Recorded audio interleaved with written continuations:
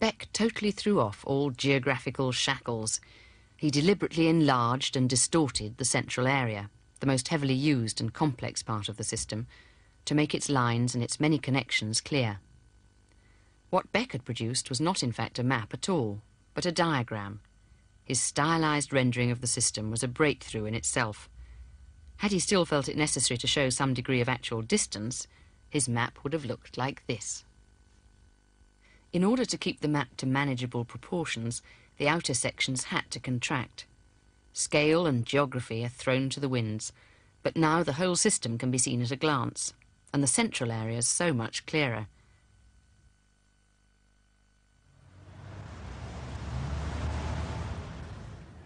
Where had Beck's ideas come from?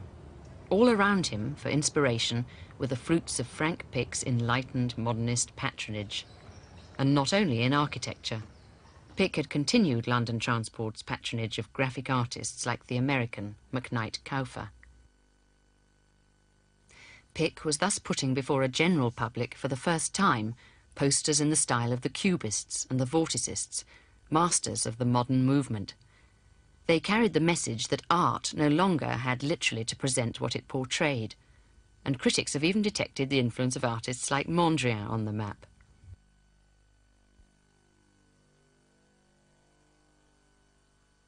But Mr. Beck from High Barnet, at the end of the Northern Line, seems to have been unmoved by such things. He worked purely on the basis of a system of trial and error. He just thought, well, let's have a go at that and let's have a go at this. He had in his mind electrical circuit diagrams. Don't forget, he was an engineering draftsman, and if you look at the diagram, you can see, I think, its relationship to the sorts of diagrams which electrical and mechanical engineers work with all the time. And that was the origin, I think, of his imagery. Electrical circuitry, showing clearly lines and points of connections, the inspiration of the London Underground map. That this is true is illustrated by Beck himself. He drew this cartoon, his own map, shown as a wireless diagram. The stations and interchanges as puns on electrical terminology.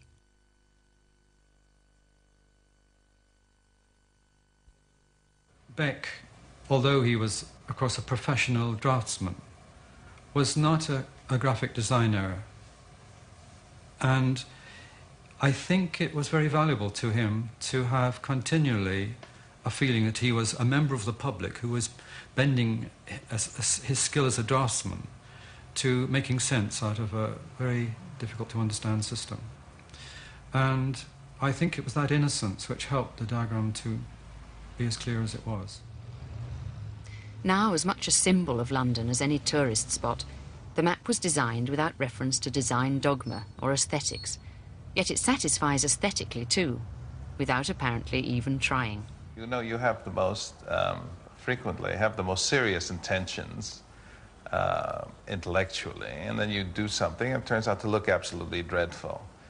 And all design basically is a strange combination of the intelligence and the intuition, where the intelligence only takes you so far, and then your intuition has to sort of reconcile some of the logic in some peculiar way. Working with the conscious mind alone does not necessarily produce what we call beautiful results. I mean, there is a totally other dimension that's much more difficult to grasp, although it's very attractive to talk about the conscious part because, in fact, that's the only thing you can talk about. Frank Pick's verdict on the map was grudging. I must confess it's very convenient and tidy, and a better map than any we've had so far.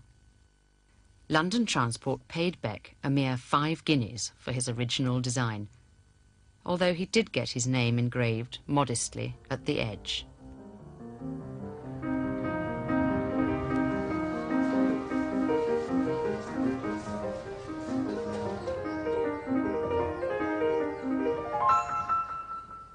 It was a big hit, however, with the public, pouring in for work or leisure to the City and West End. However far people lived from the centre, they could still feel like sophisticated Londoners exploiting the pleasures of the capital.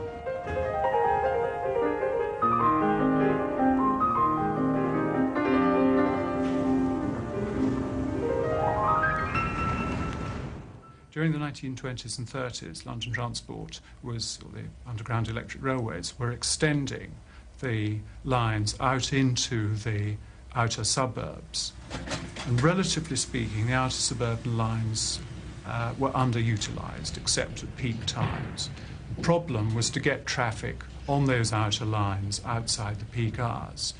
There was a whole programme of advertising with posters encouraging people to take walks in the countryside and get out at weekends and visit historic sites and so on. But the point about the map was that it made those outlying stations at the ends of the line seem relatively close to the centre of London. Prospect of making a journey to Cockfosters or Ruislip, if one had looked at a geographically correct map, would have seemed rather formidable.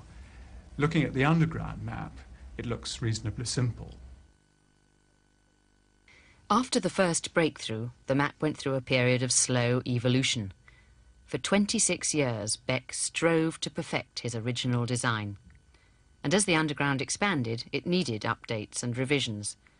Version followed version. As new ideas were introduced, some were adopted, others abandoned. Only the stylised River Thames remained as the one essential geographical feature. Beck was much preoccupied by the problem of how to depict interchanges.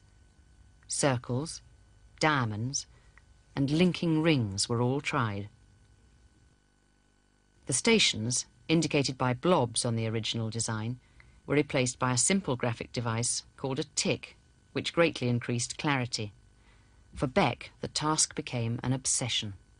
The work on this map, this diagram, was all done in his spare time. And they would throw ideas at him which had to be elucidated over the weekend, and he had to come up with some solution so quickly that he was afraid to go away in case something should happen. When he did go away, wherever he went, little sketches would go with him. There'd be pencil sketches strewn everywhere.